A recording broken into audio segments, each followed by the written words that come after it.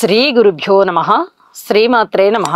మా భక్తి టీవీని ప్రోత్సహిస్తున్నటువంటి మా ప్రేక్షకులందరికీ ధన్యవాదాలు తెలియజేస్తూ, నరకంలో ఎటువంటి బాధలు ఉంటాయి, అటువంటి బాధలన్నిటినీ ఏ పాపాలు చేసి నరకానికి వెళ్ళిన వారు అనుభవిస్తారు అని సాక్షాత్తు విష్ణుమూర్తి గరుడునికి చెప్పేటటువంటి పురాణమే గరుడ పురాణం. అయితే ఈ గరుడ పురాణంలో మనము చాలా వరకు ప్రతిరోజు ఒక్కొక్క నరకం గురించి తెలియజెప్పుకుంటున్నాం. ఇవాళ మనము అసిపత్రవనము అనేటటువంటి ఒక నరకం గురించి తెలియజెప్పుకుందాం.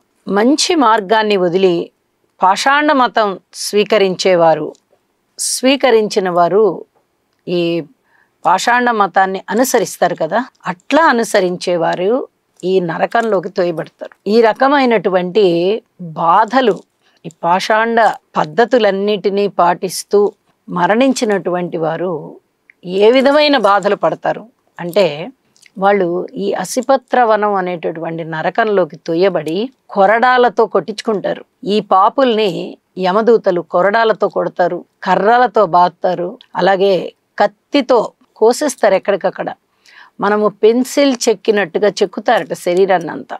ఇదంతా కూడా చాలా చాలా బాధ అనుభవించేటటువంటి నరకం. అసలు ఏ నరకమైనా బాధే, నరకం అంటేనే బాధ. అందులోనూ ఈ అసిపత్రవనం అనేటటువంటి నరకం ఇంకా బాధ పెడుతూ ఉంటుంది. ఈ పాపులు గట్టిగా రోదిస్తారట, మమ్మల్ని విడిచిపెట్టండి మొర్రో అని ప్రాధేయపడుతూ ఉంటారట, ఏడుస్తూ ఉంటారట. ఏమి చేసినా వదలరు. కొరడాలతో కొడతారు, కత్తులతో చెక్కుతారు. ఇలా అనేక రకాలైన చిత్రహింసల్ని పెట్టి పెట్టి పెట్టి పెట్టి పెట్టి పెట్టి పెట్టి ఇక ప్రాణం డస్సిపోయిన తరువాత వారి యొక్క కర్మఫలం నశించిన తదుపరి మాత్రమే వారికి ఆ నరకం నుంచి నిష్క్రమణ కలుగుతుంది. అంతవరకు ఆ నరకంలోనే ఉండవలసిన పరిస్థితి అన్నమాట.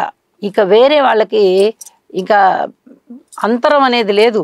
ఇక ఇది ఇక్కడ కాకపోతే ఇంకో చోటికి వెళ్ళాలి అనేటటువంటిది ఏం లేదు. ఆల్టర్నేషను ఖచ్చితంగా నరకానికి వెళ్ళాలి అంటే వెళ్ళాల్సిందే, ఆ శిక్ష అనుభవించాలి అంటే అనుభవించాల్సిందే.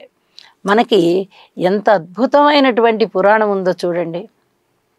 ఒక్కటే విషయం, ఇంత అద్భుతమైన పురాణం తెలుసుకోవడం ద్వారా అనేక రకాలుగా పాపాలు చెయ్యకూడదు, అసలు పాపం అనేది చేస్తే ఏ రకంగా ఉంటుంది, పాపపు తలంపులు వస్తే ఏ విధంగా ఉంటుంది, మనము ఆ పాపాన్ని మూర్ఖంగా ఆచరిస్తూ ఉంటే ఏ విధంగా ఉంటుంది, నరకం ఎక్కడుంది అనేది చాలా సుస్పష్టంగా మనకి గరుడ పురాణంలో తెలియచేయబడుతుంది అని చెప్పి తెలియజేస్తూ, ఇప్పుడు చెప్పుకున్నటువంటి పనులు మనము చేయకుండా ఉన్నట్లయితే ఇక అసిపత్రవనం అనే నరకంలోకి తోయబడము అని బలంతో ఉంటాం, మానసికమైనటువంటి బలాన్ని సంతరించుకుంటూ ఉంటాం.